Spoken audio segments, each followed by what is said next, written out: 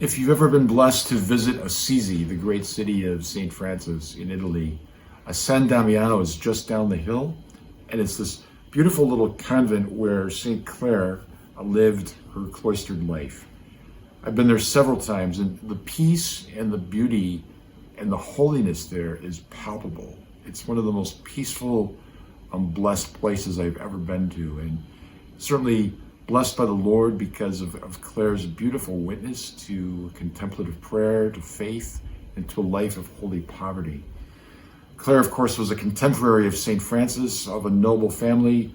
Her father was very wealthy, and she heard Francis preach she was a teenager, and what he was saying and his example and his passion just lit up her heart. And so on Palm Sunday night that same year, she snuck out of her house and ran to join Francis in his great movement to renew the church and to live the gospel passionately and heroically.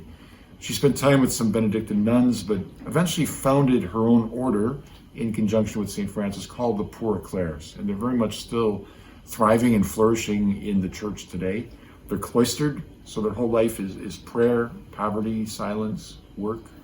And she spent her entire life then praying for the success of Francis' mission as he went out and preached and proclaimed the gospel. Probably the most famous image of her is holding up the monstrance with the Eucharist in it when a group of Saracens were attacking her convent. And when she lifted up the monstrance, they fell away in fear and in terror, repelled by the power of Christ in the Eucharist.